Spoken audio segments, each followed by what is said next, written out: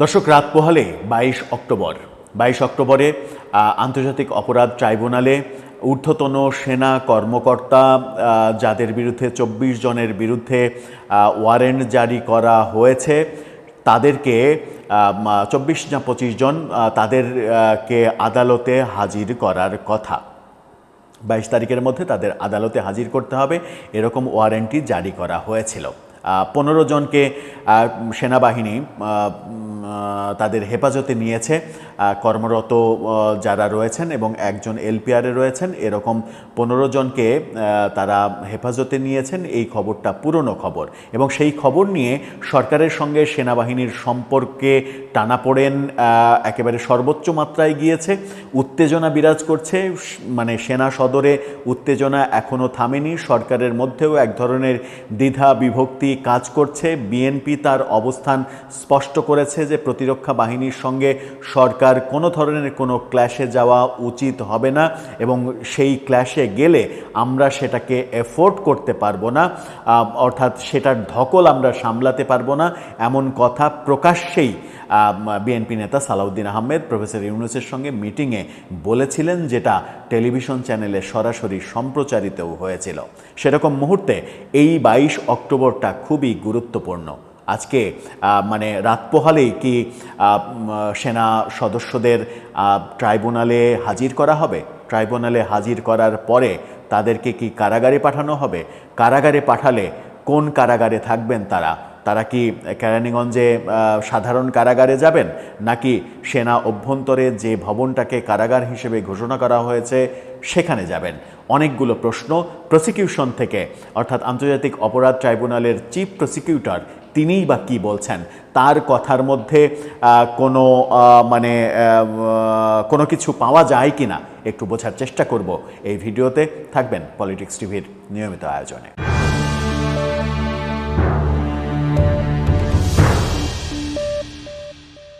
দর্শক, বলছিলাম রাত পোহালে 22 অক্টোবর সেনা সদস্যদের আন্তর্জাতিক অপরাধ ট্রাইব্যুনালে হাজির করার কথা। গুম খুনের অভিযোগ তাদের বিরুদ্ধে, সেই অভিযোগে তাদের বিরুদ্ধে গ্রেপ্তারি পরোয়ানা জারি করা হয়েছে, চার্জশিট দেয়া হয়েছে। এরকম পর্যায়ে 15 জন সেনা কর্মকর্তা সেনা হেফাজতে রয়েছেন। শোনা গিয়েছিল যে তাদেরকে, প্রথম আলো নিশ্চিত করেছিল এর আগে যে তাদেরকে সেনা হেফাজতে থেকেই আন্তর্জাতিক অপরাধ ট্রাইব্যুনালে হাজিরা সেদিনকে হাজির করা হবে, তারপরে আবার তাদেরকে সেনা সদরে নিয়ে যাওয়া হবে, সেনা সদরেই তাদেরকে রাখা হবে যতদিন পর্যন্ত না বিচার শেষ না হচ্ছে। বিচার শেষে যদি সাজা হয়, সেই সাজা অনুযায়ী তখন তাদেরকে সিভিল জায়গায় পাঠিয়ে দেওয়া হবে, পুলিশের মাধ্যমে কারাগারে চলে যাবে। তার আগে পর্যন্ত তারা সেনা সদরেই থাকবেন। যদিও এটা নিয়ে অনেক উত্তেজনাকর পরিস্থিতি তৈরি হচ্ছে, অনেকেই অনেক কথা বলছেন। এমন কথাও বলছেন যে ঊর্ধ্বতন সেই সেনা কর্মকর্তাদের স্ত্রীরা আইনজীবী ঠিক করেছেন এবং সেই আইনজীবীদের মাধ্যমে আদালতে একটা রিট করার চিন্তা করছেন, সাধারণ আদালতে, হাইকোর্টে। এরকম নানা খবর চলছে।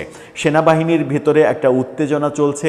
এই ওয়ারেন্ট জারি করার পরেই আমরা দেখেছিলাম যে এরকম খবর ছড়িয়ে পড়ল যে এই বুঝি সেনা শাসন এসে গেল, এই বুঝি জেনারেল ওয়াকার প্রফেসর ইউনূসকে সরিয়ে দিয়ে রাষ্ট্র ক্ষমতা নিয়ে নিলেন।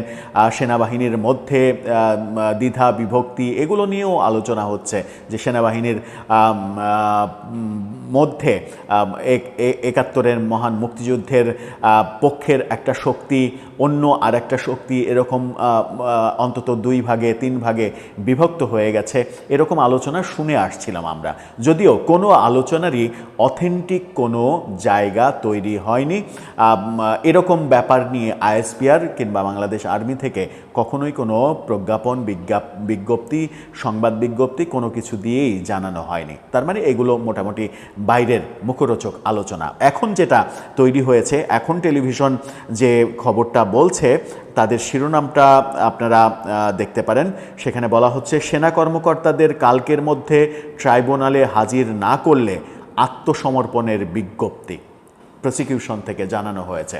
অর্থাৎ সেনা কর্মকর্তাদের এই 22 তারিখে যদি আন্তর্জাতিক অপরাধ ট্রাইব্যুনালে হাজির করা না হয়, তাহলে তারা পলাতক, এই মর্মে পত্রিকায় বিজ্ঞপ্তি ছাপাবে প্রসিকিউশন, এমন হুঙ্কার দিয়েছেন তিনি। তার মানে হচ্ছে যে সমালোচনাটা রয়েছিল যে চিফ প্রসিকিউটর তাজুল ইসলাম হঠাৎ করে অনেক বেশি ক্ষমতাবান হয়ে যাওয়ার পরে তিনি নানাভাবে নানা রকমের কর্মকাণ্ডের মাধ্যমে নিজের ক্ষমতাটা প্রকাশ করার চেষ্টা করছেন এবং সেনাবাহিনীর সদস্যদের বিরুদ্ধে যে গ্রেপ্তারি পরোয়ানা সেটার মাধ্যমেও সরকারকে সেনাবাহিনীর মুখোমুখি করেছেন, এরকম আলোচনা অনেকে করার চেষ্টা করেন।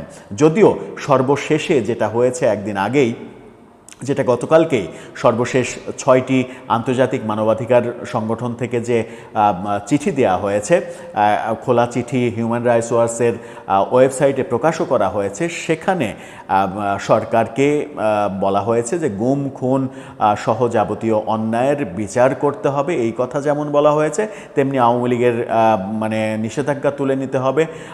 সন্ত্রাস দমন আইন সহ বিভিন্নভাবে যে যথেচ্ছাচার করা হচ্ছে, হয়রানি করা হচ্ছে, জেলে ভরা হচ্ছে, মামলা দেওয়া হচ্ছে, মিথ্যা মামলায় ফাঁসানো হচ্ছে, এগুলো বাদ দিতে হবে সরকারকে, এই আহ্বান জানানো হয়েছিল। এই আহ্বানের মধ্যে ওই গুম খুনের বিচার করতে হবে করার ব্যাপারটাতে সরকারের প্রশংসা করা হয়েছিল, যার ফলে একটা নতুন শক্তি তৈরি হয়েছে এই চিফ প্রসিকিউটরের। তিনি হয়তো নতুন বলে বলিয়ান হবেন যে আমার ওই কর্মকাণ্ডটা আন্তর্জাতিক মহল থেকে যেহেতু প্রশংসিত হচ্ছে, সেহেতু আমাকে আরও বেশি শক্তিশালী এটা প্রমাণ করতে হবে।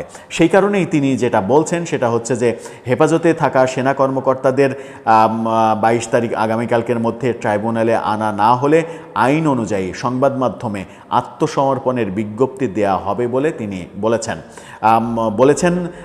আর যদি হাজির করা হয়, ট্রাইব্যুনাল তাদের জামিনও দিতে পারেন, আবার কারাগারেও প্রেরণ করতে পারেন। শেখ হাসিনার মানবতাবিরোধী মামলার আসামিদের যুক্তিতর্ক শেষে গণমাধ্যমকে তিনি এই কথা বলেছেন। গুমের মামলা নিয়ে প্রসিকিউশনে কোনো চাপ রয়েছে কিনা এমন প্রশ্নের জবাবে প্রসিকিউশন জানিয়েছেন, আইন আসামির কোনো পদমর্যাদা দেখে তার সুযোগ সুবিধা নির্ধারণ করে না। আইন অনুযায়ী যাকে যতটুকু সুযোগ দেয়া যায় ততটুকুই দেয়া হবে, ফেয়ার ব্যাপারটা হবে, এই মতামত দিয়েছেন। অর্থাৎ মানে তিনি বলতে চাচ্ছেন কোনো চাপ অনুভব করছেন না। চাপ তো একটা রয়েছে, অস্বীকার করলেও চাপ একটা রয়েছে, একটা গুমোট অবস্থা তৈরি হয়েছে। সেই গুমোট অবস্থা এখনও কাটেনি। সেনাবাহিনীর সঙ্গে সরকারের সম্পর্কটা স্বাভাবিক হওয়ার ব্যাপারটা মনে হচ্ছিল, কিন্তু সেটা শেষ পর্যন্ত স্বাভাবিক হতে পারছে না বোধহয় নানা প্রেক্ষিতে। এবং তার মধ্যে এটা সবথেকে বড় প্রেক্ষিত, যেখানে অনেকেই সেনাবাহিনীর পক্ষে যারা কথা বলেন তারা বলতে চাইছেন যে সেনাবাহিনীর মানে অনেক সদস্যই সেনাপ্রধানকে এরকম কথাও বলতে হয়তো চেষ্টা করছেন যে আমাদের অভিভাবক তো আপনি, তাহলে আমাদেরকে সেভ করার দায়িত্ব তো আপনার। সেভ মানে অনৈতিকভাবে না, অবৈধভাবে না। সেনা সদস্যরা, সেনা অফিসাররা যদি কোনো অপরাধ করে থাকে তাহলে তো সেনা আইন রয়েছে, যেটা আন্তর্জাতিকভাবে স্বীকৃত। পৃথিবীর সব দেশেই সেনাবাহিনীর সদস্যদের সেনা আইনে বিচার হয়, সেটা না হয়ে সাধারণ কোর্টে কেন নেওয়া হবে? যদিও সাধারণ কোর্টে নেওয়া না নেওয়া এই বিতর্কটার প্রেক্ষিতে অনেকে উদাহরণ হিসেবে সামনে নিয়ে এসেছিলেন আওয়ামী লীগ আমলে নারায়ণগঞ্জে যে 7 মার্ডার, আলোচিত 7 মার্ডার, সেখানে র্যাবের যে অভিযুক্তরা ছিলেন তারা অনেকেই সেনাবাহিনীর অফিসার ছিলেন, তাদের বিচার কিন্তু সাধারণ আদালতেই হয়েছিল। দেখা যাক শেষ পর্যন্ত কি হয়। উত্তেজনা কিন্তু এখনও থামেনি। দেখার বিষয় যে সেনা অফিসাররা সেনাবাহিনীর প্রোটোকলে আন্তর্জাতিক অপরাধ ট্রাইব্যুনালে হাজির হন কিনা, কিংবা হওয়ার পরে কি পরিস্থিতি তৈরি হয়। দর্শক, আপনার কি মনে হয়, কি পরিস্থিতি তৈরি হতে চলেছে? আপনার মতামত জানিয়ে লিখতে পারেন আমাদের কমেন্ট বক্সে।